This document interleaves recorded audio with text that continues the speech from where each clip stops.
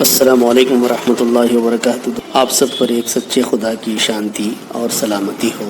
آج میں ٹوپی، پگڑی، امامہ کے تعلق سے کچھ باتیں شیئر کرنا چاہتا ہوں۔ وہ اس لیے کہ میں نے کچھ لوگوں سے سنا کہ کھلے سر نماز پڑھنا سنت کے خلاف ہے، اور ہم دیکھتے ہیں کہ مسجدوں میں جو لوگ ٹوپی کے بغیر آتے ہیں ان کے لیے باقاعدہ ٹوپی کا انتظام بھی ہوتا ہے، وہاں پہ پلاسٹک کی ٹوپیاں رکھی جاتی ہیں۔ ان ساری باتوں سے یہ جاننا ضروری ہے کہ کیا ٹوپی واقعی سنت ہے؟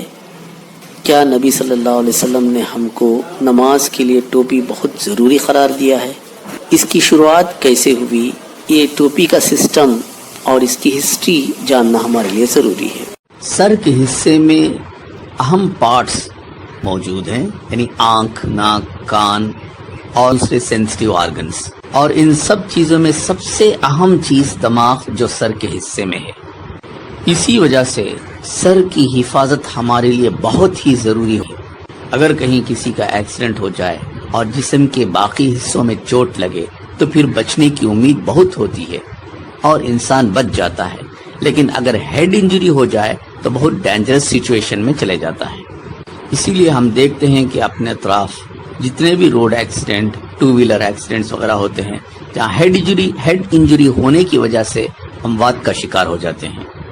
جب سے دنیا شروع ہوئی اور جب انسان جنگل میں رہتا تھا، ہر زمانے میں، چاہے وہ چرواہے کی زندگی ہو یا آج کے شہر کی تہذیب یافتہ زندگی ہو، انسان ہمیشہ سر کی حفاظت کے لیے کچھ نہ کچھ کرتا آیا ہے۔ یہی وہ وجہ تھی کہ عربوں میں سفر کے دوران گھوڑوں پر، اونٹوں پر جب سفر کرتے تھے تو سر پر کپڑا لپیٹ لیا کرتے تھے، جس کو ہم آج پگڑی کہتے ہیں۔ اس پگڑی کے دو فائدے ہوتے تھے، ایک سفر کے دوران جو گرد غبار ہوتا تھا اس سے بچا جائے، اور دوسری بات کسی بھی طرح کی ہیڈ انجری یعنی گر کر چوٹ آنے سے بچ سکتے تھے۔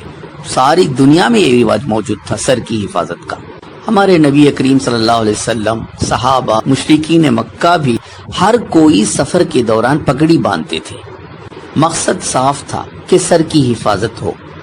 سفر کے دوران اگر نماز کا وقت آ جائے تو اسی پگڑی کی حالت میں نماز ادا کرتے تھے، اور جب سفر نہیں ہوتا تھا کا وقت ہوتا تو اس وقت بغیر پگڑی کے کھلے سر کے ساتھ بھی نماز پڑھتے تھے۔ اس لیے نبی صلی اللہ علیہ وسلم سر ڈھانکنے کو کہیں بھی سنت کا درجہ انہوں نے نہیں دیا کہ ہاں سر ڈھانک کر نماز پڑھیے، یہ نہیں کہا۔